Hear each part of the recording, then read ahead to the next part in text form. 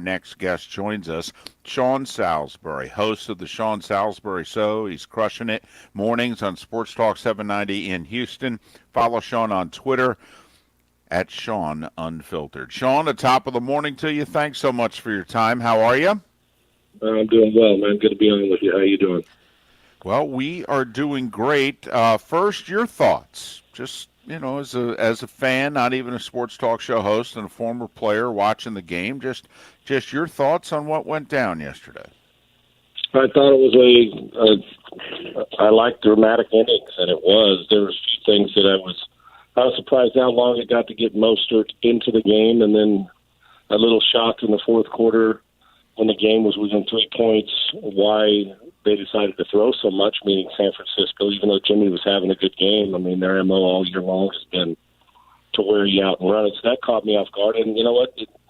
Mahomes is, MVP, but it's amazing how good he is even when he's not real good. Because there was throws he missed that he would miss with his eyes closed. And mechanically, those are the times, and you heard Terry Bradshaw on the pregame show say it.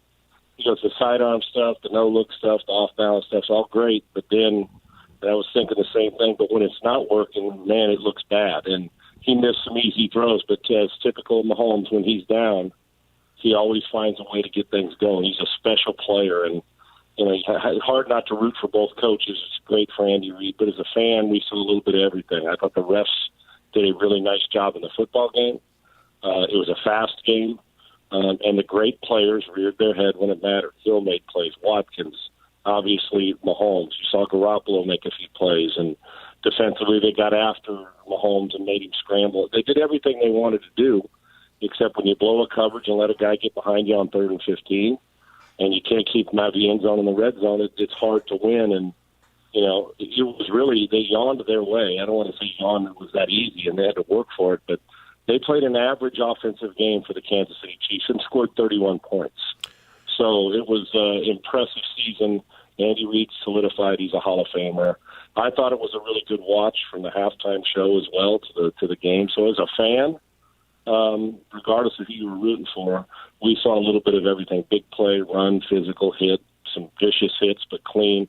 And it was a good, clean game, but we're not coming out of it saying, oh, my gosh, they missed a call so bad that it cost somebody the game. It was really, really well officiated. And the best player on the field, which has been about every week this year, won the MVP. And that's usually the way it works when a quarterback protects the ball. And the 49ers weren't good in the fourth quarter. No, there's no doubt, Sean. Pretty well said right there. And I will say the halftime show enjoyed with the volume on or off. Yeah, understandably so, my man. I agree. End of the first half. If you're Jimmy Garoppolo, would you have? How do you think your conversation would have gone with Shanahan? How did you like the fact that they didn't call timeouts? I mean, it's easy to look back in the moment. I didn't have a problem with it. David did. So you're a quarterback. You're looking at that. You know how good Kansas City is. How did you think they handled the end of the first half? You know what? I always like aggressiveness. I lean towards that when I'm a coach or a player.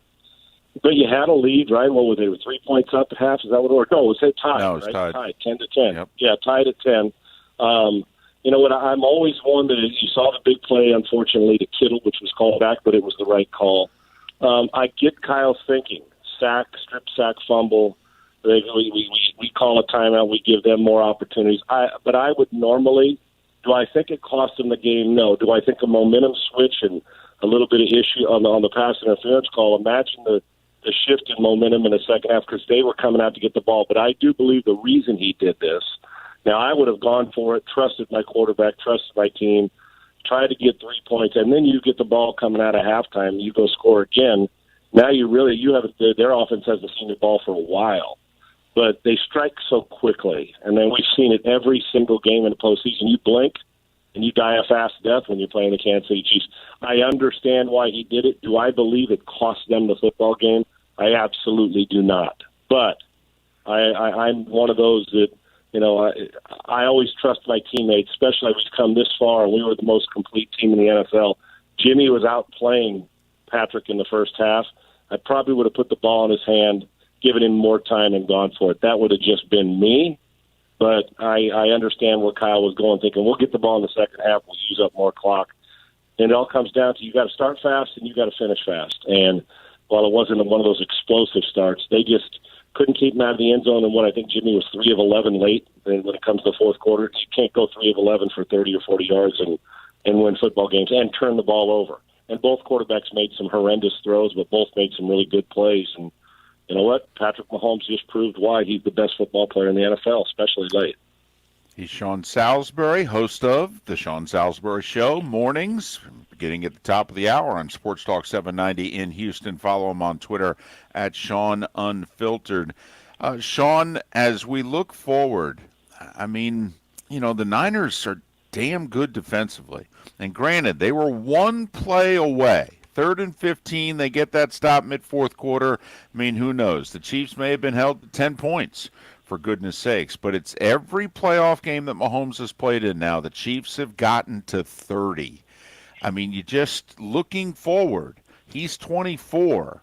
You know, Hill, Watkins, they all look like they're coming back for at least one more year. I mean, does Kansas City have the start of something here? I think both do, to be honest with you. I said yesterday, I did a video and tweeted it, that I think both are set up for long-term success. I really do. And I had 3 keys going into the game. I said them all week, and I put it on video before the game again yesterday, guys. One was you had to get Mahomes dirty.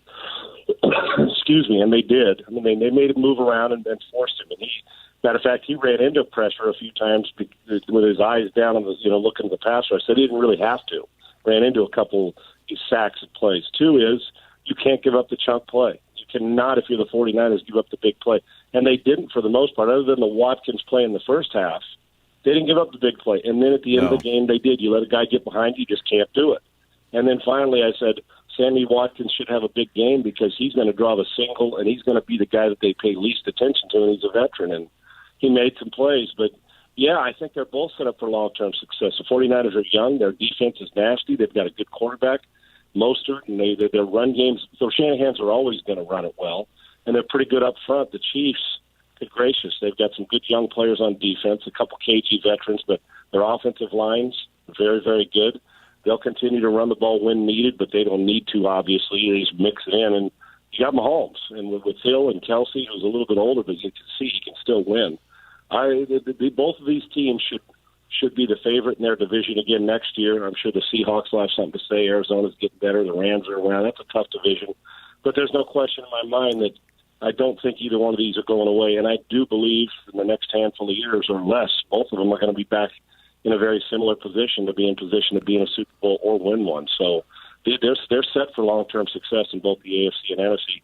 And it starts at the quarterback position, and both of them have pretty good players there. Well, there's no doubt. What advice would you give these two guys? First, for Mahomes, Sean. I mean, you played the position, and it's tough to right now look at a guy that we all think right now at this moment, he's the one guy we would all want to start our team with.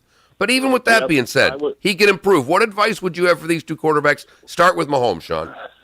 I would actually, guys, I'm a big, not robotics. I never want to coach him out of what he is, and that's that spectacular, as we saw, the ability to scramble, throw across his body, and make a big play or on the run.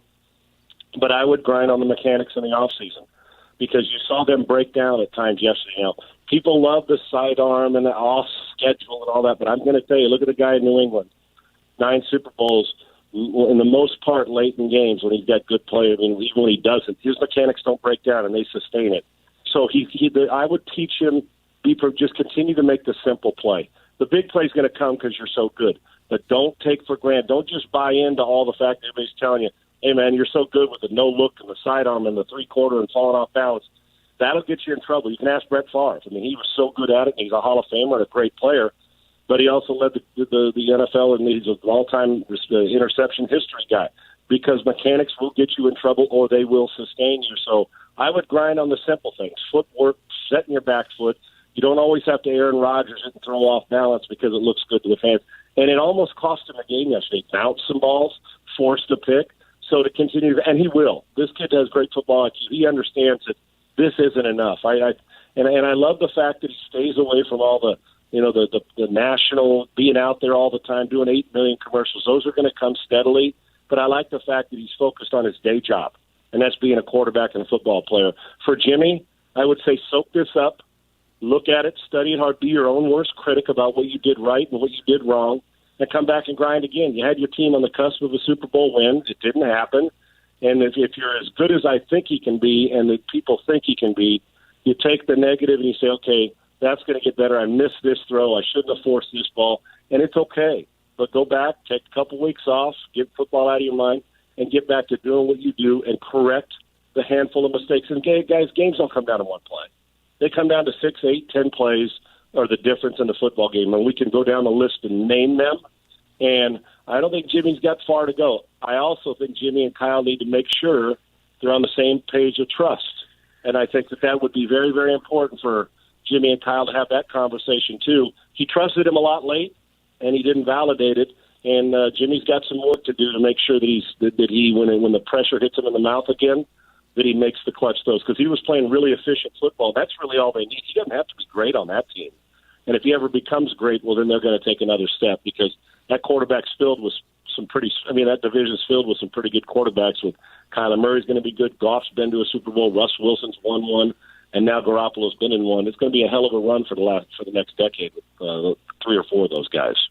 Sean, final question, and we're very appreciative of your time, considering you have a show that starts in 20 minutes. Since you call Houston home, this Astros cheating scandal, what has it meant to the city? What does it mean to the people that you listen to that call into your show? Because, they took a lot of pride in the Astros winning the 2017 World Series, and even had a good feeling about their, going to the LCS in 2018, being a game away last year. What has this done to the sports fan in Houston? Devastated some. Guys, we got all emotions with that. And I live in here and we're the flagship station of the Astros, but they're not above criticism.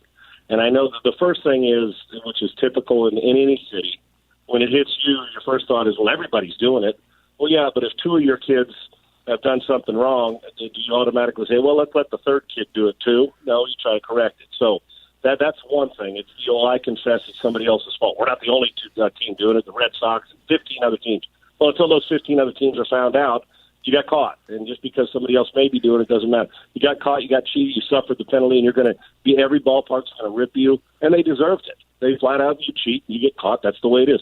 But they got great baseball players. I mean, you think about it, they're loaded. Dusty Baker's not coming into an empty cupboard. And then you get the fan who is devastated and feels like they got cheated a World Series ring because their guys let them down. I've heard that. I had a guy calling in tears on the radio show. And then there's that, hey, we got caught, okay, they're not taking our championship away, the banner's still hanging, move on and let's go play great this year so we can at least squelch and quiet down all the detractors and the people who say the only reason you won was because you cheated. So it's a good organization. I think Jim Crane handled it right. It's a bummer for AJ and for Jeff Luhnow, but you got to move on from it. And now with these players, with Bregman and Correa, they're pretty damn loaded, and Springer and Verlander, they can go back and win the division, win 95 to 100 games. And this is huge for them to come out fast, because they're going to take a lot. Right now they're the Golden State Warriors recently, because everybody hates the team that keeps winning, the Patriots. Now they're the newest villain in Major League Baseball. It's not the Yankees, so they've got a lot to prove, not only physically but mentally, to handle this. And we're going to find out just how mentally tough they are this year. Yeah, they need to get off to a strong start. They're going to play with a chip on their shoulder, though. They sure are. Sean, thanks for your time. We appreciate it. Continued success on the Sean Salisbury Show, morning 790 in Houston. Always great to be on with you guys. I appreciate you having me. Thank you. Sean Salisbury. Follow him on Twitter. A great Twitter follow at Sean Unfiltered. Sean Unfiltered. Sean Salisbury, kind enough, as we mentioned, to join us right before his show on Sports Talk 790 in Houston. Sean Salisbury. This is Miller and Moulton at 17 minutes before 7 o'clock. We'll digest some of what Sean had to say. Also get to your texts and your thoughts for the first time as to Super Bowl 54, everything. It's more than just a game, the halftime, the broadcast, the whole kit and caboodle. Miller and Moulton, thanks for being with us. Southwest Florida's Fox Sports Radio.